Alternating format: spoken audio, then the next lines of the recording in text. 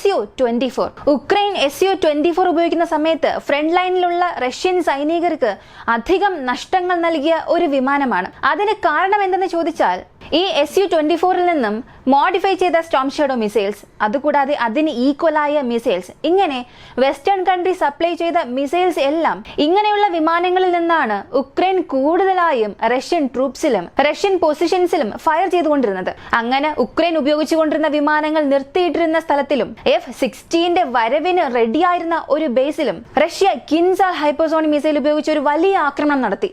അതിൽ 20 വിമാനങ്ങളെ വരെയും സൂക്ഷിക്കാൻ സാധിക്കുന്ന ഒരു ഹെവിലി കോൺക്രീറ്റഡ് സ്ട്രക്ചേഴ്സ് എല്ലാം റഷ്യ നശിപ്പിച്ചത് മാത്രമല്ല, 3 Su-24 വിമാനങ്ങളെയും ഈ ഒറ്റ ബേസിൽ വെച്ച് റഷ്യ ഒറ്റ ദിവസത്തിൽ നശിപ്പിച്ചു. ഇവയെല്ലാം ഈ വീഡിയോയിലൂടെ വ്യക്തമായി കാണാം.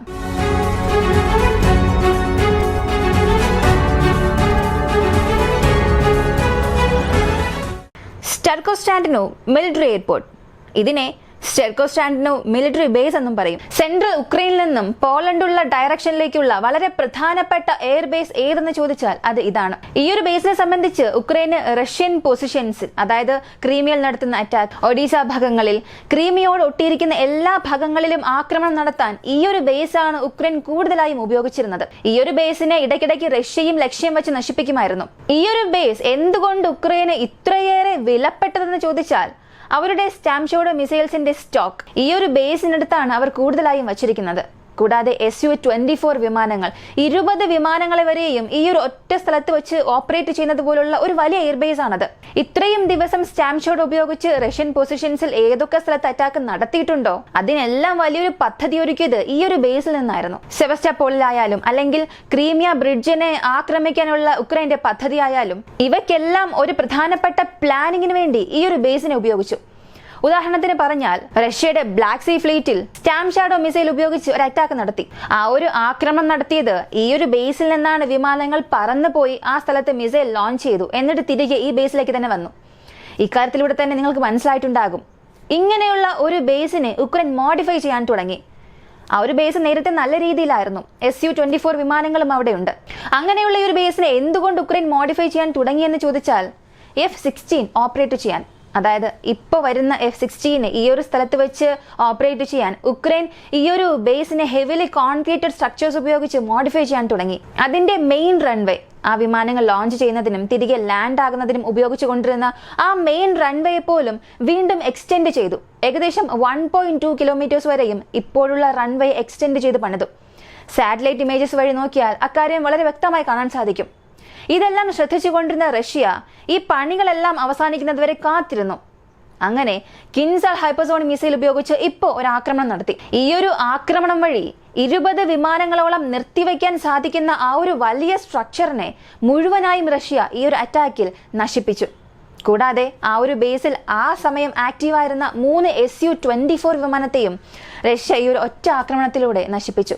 ഇതിന് എത്ര മിസൈൽസ് റഷ്യ ഉപയോഗിച്ചു, അല്ലെങ്കിൽ ഒരു വലിയ മിസൈൽ സ്ട്രൈക്ക് ആണോ റഷ്യ ചെയ്തതെന്ന് ചോദിച്ചാൽ വെറും 6 കിൻസാൽ ഹൈപ്പർസോണിക് മിസൈൽ ഉപയോഗിച്ച് ഇത്രത്തോളം വലിയൊരു നഷ്ടം ഒരു ബേസിനെ തന്നെ അൺഓപ്പറേറ്റീവ് ആക്കി മാറ്റി. ഇതുവഴി ഒരു കാര്യം വ്യക്തമായി മനസ്സിലാക്കാം, ഹൈപ്പർസോണിക് മിസൈൽസിന്റെ പ്രാധാന്യം എന്താണെന്ന്, ഈ ഹൈപ്പർസോണിക് മിസൈൽസിന്റെ നശീകരണ സ്വഭാവം എങ്ങനെയാണെന്ന്. ഇത്രയും ദിവസം റഷ്യ ഈ ഒരു ബേസിനെ നിരീക്ഷിച്ചു കൊണ്ടിരിക്കുകയായിരുന്നു. ഇതിന് റഷ്യ ഉപയോഗിച്ചത് റിസർച്ച് എന്ന സാറ്റലൈറ്റ് ആണ്. ഈ റിസർച്ചിനെ സംബന്ധിച്ച് ഇംഗ്ലീഷിൽ അതിനെ റിസോഴ്സ് എന്ന് പറയും, റഷ്യൻ ലാംഗ്വേജിൽ അതിനെ റിസർച്ച് എന്ന് പറയുന്നു. ഈ 2014 മുതൽ 2018 വരെയും ലോഞ്ച് ചെയ്ത ഒരു series set of earth observation satellite എന്ന് പറയാം. എന്നാൽ റഷ്യ ഇതിനെ സിവിലിയൻ പർപ്പസിന് വേണ്ടിയാണെന്ന് പറഞ്ഞാണ് ലോഞ്ച് ചെയ്തത്. പക്ഷെ അവരിപ്പോ ഇതിനെ മിലിറ്ററി പർപ്പസിന് വേണ്ടി ഉപയോഗിക്കുന്നുണ്ട്. അതുവഴി ലഭിച്ച വിവരങ്ങൾ വെച്ചാണ് ഈ ഒരു ബേസിൽ അവർ ആക്രമണം നടത്തിയത്. വളരെ ഹെവിലി പ്രൊട്ടക്റ്റഡ് ആയിരുന്ന ഈ ഒരു ബേസിൽ റഷ്യ വളരെ വ്യക്തമായ ഒരു ആക്രമണം നടത്തി. അതിന് കാരണമായ ഈ സാറ്റലൈറ്റ് ചിത്രങ്ങൾ, ഈ ചിത്രങ്ങൾ എടുക്കുന്ന മെത്തേഡ് 2 രീതിയിലാണ്. മോണോക്രോമാറ്റിക്, പാൻക്രോമാറ്റിക് എന്ന 2 മോഡുണ്ട്. അതിൽ മോണോക്രോമാറ്റിക് മോഡിൽ തറയിൽ നിന്ന് 9 അടി വരെയും ആക്യുറസിയോടുകൂടി ഹൈ ഡെഫിഷ്യൻ പിക്ചേഴ്സ് ഈ ഒരു സാറ്റലൈറ്റിനെ കൊണ്ട് എടുക്കാൻ സാധിക്കും. അതേസമയം പാൻക്രോമാറ്റിക് മോഡിൽ വെറും 0.7 മീറ്റർ വ്യക്തമായി പറഞ്ഞാൽ 1.5 മുതൽ 2 അടി വരെ. അത്രത്തോളം ആക്യുറസിയോടുകൂടി ഈ ഒരു സാറ്റലൈറ്റിനെ കൊണ്ട് ലോകത്തിലെ ഏതൊരു ഭാഗത്തിന് വേണമെങ്കിലും ചിത്രമെടുക്കാൻ സാധിക്കും. അത്രത്തോളം അഡ്വാൻസ്ഡ് ക്യാമറാസും സെൻസാർസും ഈ ഒരു സാറ്റലൈറ്റിൽ റഷ്യ ഉപയോഗിച്ചിട്ടുണ്ട്. ഇതുവഴി തുടർന്ന് ഉക്രൈന്റെ ഈ ഒരു ബേസിനെ മോണിറ്റർ ചെയ്യുമ്പോൾ ഏതൊക്കെ ജോലികൾ നടക്കുന്നുണ്ട്, എത്ര ഇംപ്രൂവ്മെന്റ്സ് ഉണ്ട്, ഇങ്ങനെ എല്ലാം കാൽക്കുലേറ്റ് ചെയ്തിട്ട് അവസാനം ആ ജോലികളെല്ലാം അവസാനിച്ചതിന് ശേഷം നശിപ്പിച്ചാൽ മാത്രമേ ശരിയാവുകയുള്ളൂ എന്ന് കരുതിയ അവർ ഇങ്ങനെ ഒരു ആക്രമണം ഇപ്പോൾ നടത്തി. ഇപ്പോൾ F-16 സംബന്ധിച്ച് അവർ ഈ ബേസിൽ നിന്നാണ് അത് ഓപ്പറേറ്റ് ചെയ്യാൻ പോകുന്നത്, ആ ബേസിൽ നിന്നാണ് ഓപ്പറേറ്റ് ചെയ്യാൻ പോകുന്നത്, ഇങ്ങനെയൊന്നും നമുക്ക് പറയാൻ സാധിക്കില്ല. എന്നാൽ ഈ ബേസിൽ F-16 ഉപയോഗിക്കാനുള്ള സാധ്യത വളരെ വളരെ കൂടുതലാണ്. കാരണം സാധാരണ ഉക്രൈനിലുള്ള ഏതൊരു ഫൈറ്റർ ജെറ്റ്, അത് ഏത് നാട് നൽകിയ ഫൈറ്റർ ജെറ്റ് ആയാലും കൂടുതലും സോവിയറ്റ് നാടുകളിൽ നിന്ന് വാങ്ങി ഉപയോഗിച്ച വിമാനങ്ങളെ ആയിരിക്കും ഉക്രൈൻ അവർ നൽകിയിട്ടുള്ളത്. ആ വിമാനങ്ങളെല്ലാം ലോഞ്ച് ചെയ്യുന്നതിന് ഉക്രൈൻ ഇപ്പോഴുള്ള റൺവേ തന്നെ മതിയാകും. ഉദാഹരണത്തിന് 2.5 കിലോമീറ്ററുള്ള ഒരു റൺവേ ഉണ്ടെങ്കിൽ അത് അവർ എക്സ്റ്റെൻഡ് ചെയ്ത് പണിയണമെന്നുള്ള യാതൊരു ആവശ്യവുമില്ല. ഉള്ള റൺവേ ഉപയോഗിച്ചുകൊണ്ട് തന്നെ അവർക്ക് അവരുടെ പക്കലുള്ള എല്ലാ വിമാനങ്ങളെയും ലോഞ്ച് ചെയ്യാൻ സാധിക്കും. എന്നാൽ ഇവിടെ ഒരു പ്രശ്നം എപ്പോഴാണ് വരുന്നതെന്നറിയാമോ? F-16 വരവിന് ശേഷമാണ്. F-16 സംബന്ധിച്ച് ഈ സോവിയറ്റ് വിമാനങ്ങളെക്കാട്ടിലും കുറഞ്ഞ പക്ഷം 800 മുതൽ 900 മീറ്റർ റൺവേ എങ്കിലും കൂടുതൽ ആവശ്യമായി വരും. അങ്ങനെയാണെങ്കിൽ മാത്രമേ F-16 ഹൈ ഓപ്പറേറ്റബിൾ ആയി ഹൈലി എക്സ്പ്ലോസീവ് ലോഡ്സോടുകൂടി ടേക്ക് ഓഫ് ആക്കാനും സാധിക്കും. കാരണം സോവിയറ്റ് വിമാനങ്ങളുടെ ഡിസൈൻ വേറെ, ഈ വെസ്റ്റേൺ വിമാനങ്ങളുടെ ഡിസൈൻ അത് മറ്റൊരു രീതിയിലാണ്. സോവിയറ്റ് വിമാനങ്ങളിലുള്ളതിനേക്കാൾ നീളമുള്ള റൺവേ ഉണ്ടെങ്കിൽ മാത്രമേ കൂടുതൽ ഫംഗ്ഷനാലിറ്റിയോടുകൂടി F-16 വർക്ക് ആകാൻ സാധിക്കൂ. അതിനനുസരിച്ച് ഈ ഒരു ബേസിലുള്ള മെയിൻ റൺവേയെയും ഉക്രൈൻ എക്സ്റ്റെൻഡ് ചെയ്ത് പണിതു. അതുവഴി ഒരു കാര്യം വ്യക്തമായി മനസ്സിലാക്കാൻ സാധിക്കും, തീർച്ചയായും F-16 ഈ ഒരു ബേസിൽ നിന്നും ഓപ്പറേറ്റ് ചെയ്യാനുള്ള സാധ്യത വളരെ കൂടുതലാണെന്ന്. അതുമാത്രമല്ല, വീണ്ടും ഈ പോളണ്ട് ബോർഡറോട് ചേർന്ന് മറ്റൊരു ബേസും ഉണ്ട്. ആ ഒരു ബേസിനെയും ഉക്രൈൻ ഇപ്പോൾ റീകൺസ്ട്രക്ട് ചെയ്തുകൊണ്ടുവരുന്നുണ്ട്, ഒരുപാട് മോഡിഫിക്കേഷൻസ് ചെയ്യുന്നുണ്ട്. ഈ ഒരു അവസ്ഥയിലൂടെയാണ് പോയിക്കൊണ്ടിരിക്കുന്നതെങ്കിൽ അടുത്ത അറ്റാക്ക് എന്നത് ആ ഒരു ബേസിലായിരിക്കും ഉണ്ടാകാൻ പോകുന്നത്. F-16 ഏതൊരു സ്ഥലത്താണോ അവർ ലോഞ്ച് ചെയ്യാൻ ശ്രമിക്കുന്നത് ആ സ്ഥലങ്ങളെല്ലാം റഷ്യ ഇപ്പോൾ ലക്ഷ്യമിട്ടിട്ടുണ്ട്. നിങ്ങൾ കാത്തിരുന്നാൽ മനസ്സിലാകും, അടുത്ത 2 ദിവസത്തിനുള്ളിൽ ഏതെങ്കിലും ഒരു പ്രധാനപ്പെട്ട ബേസ്, അതും F-16 ഓപ്പറേറ്റ് ചെയ്യുന്നതിന് ഏത് ബേസ് ഉക്രൈൻ ഉപയോഗിക്കാൻ പോകുന്നു എന്നുള്ള ഒരു ഊഹം വെച്ച് അതേ ബേസും റഷ്യ അറ്റാക്ക് ചെയ്യും. ആ ന്യൂസും നമ്മൾ കാണും. ഇപ്പോൾ ഇത്രയും സമയം ഈ കാര്യങ്ങളെല്ലാം കണ്ടു. ഇതിലൂടെ ഒരു കാര്യം മനസ്സിലാക്കാം, Su-24 നശിപ്പിച്ചു. ആ F-16 ഓപ്പറേറ്റ് ചെയ്യാൻ പോകുന്നു എന്ന് പറയപ്പെടുന്ന ആ ഒരു ബേസിനും ഒരുപാട് നാശനഷ്ടങ്ങൾ ഉണ്ടാക്കി. അങ്ങനെയാണെങ്കിൽ അവിടെ എയർ ഡിഫൻസ് സിസ്റ്റം ഉണ്ടായിരുന്നിരിക്കണമല്ലോ. ആ എയർ ഡിഫൻസ് സിസ്റ്റം ആ സമയം എന്ത് ചെയ്യുകയായിരുന്നു?